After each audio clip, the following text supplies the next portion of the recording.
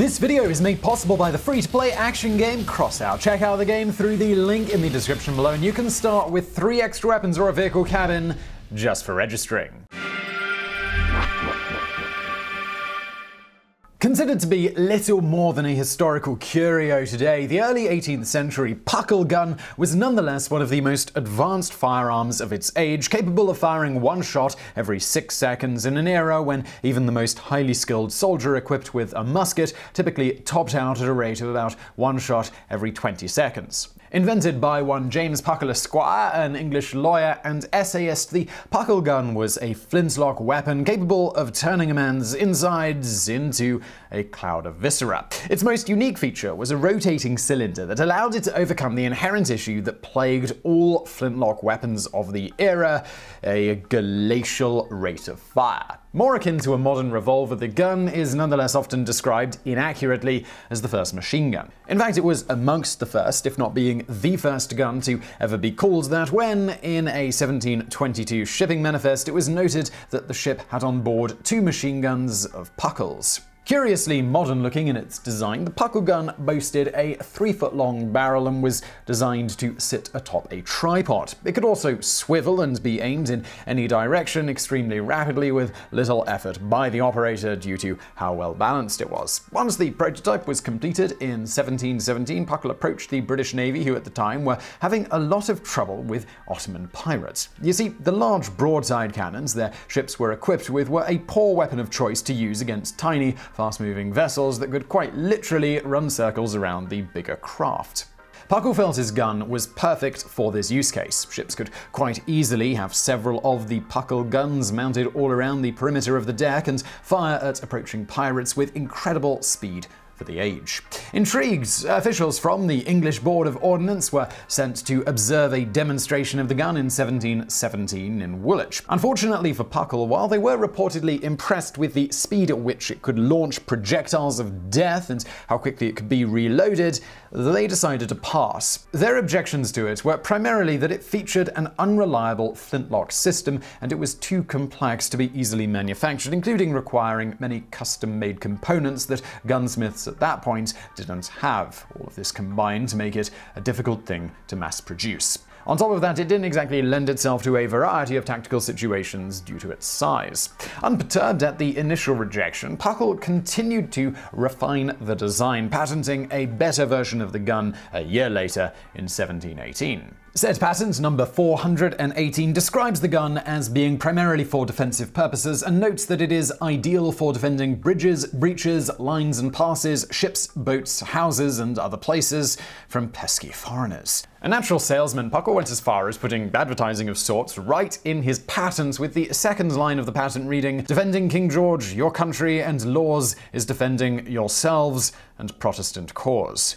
This is an idea Puckle would double down on by including engravings on the gun itself featuring things like King George, imagery of Britain, and random Bible verses. To doubly sell potential investors on the value of the gun as a stalwart defender of Christian ideology, Puckle's patent also describes how the gun could, in a pinch, fire square bullets. Alright, so at this point you might be wondering, well yes, Simon, but what on earth does that have to do with religion?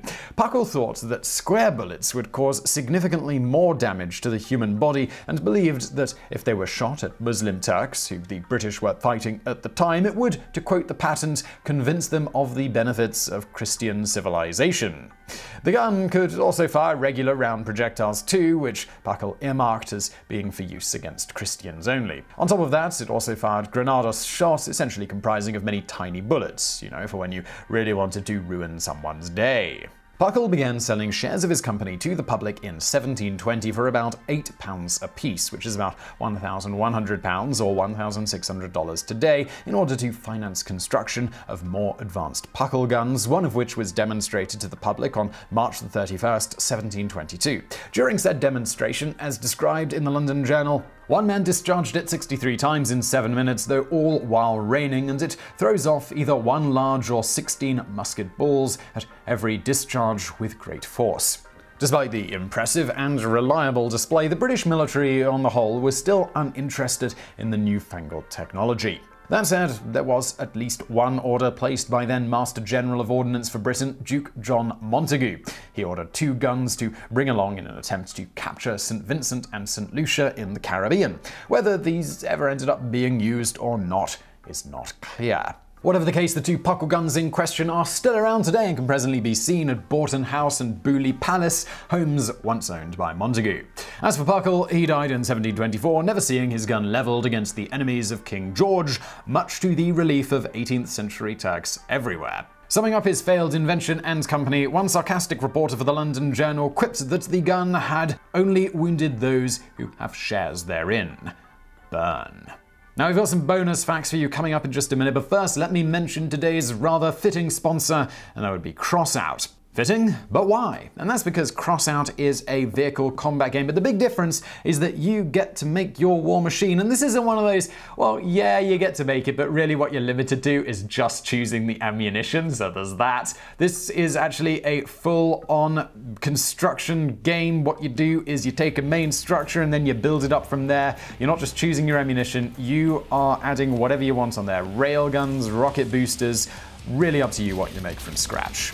It's a super fast-paced game with lots of different game modes, and you've got pretty much limitless freedom to create, and what you do to your vehicle, well, it's entirely up to you. Also, major plus is that it's not complicated right at the start. You can just start up the game, jump in, and you'll be battling in no time. There's not really any learning of the ropes, it's just immediate gameplay. But then as you get used to the game and you get into it a little bit more, you can master it, you can build up your craft to be even more complex.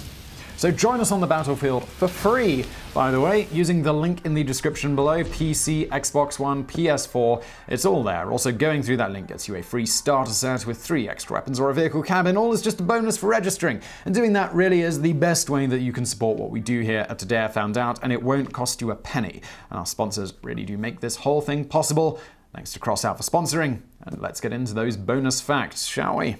If you happen to think that killing 2 birds with 1 stone is a teeny bit inefficient, you might want to look into the punt gun, capable of killing upwards of 50 to 100 birds in a single shot. First put to use in the 1800s, the punt guns were never manufactured on a large scale, with each being custom made by a gunsmith to fit a buyer's specifications. But in general, the barrel had openings upwards of 2 inches, that's 5 centimeters in diameter, and weighed over 100 pounds, that's 45 kilograms.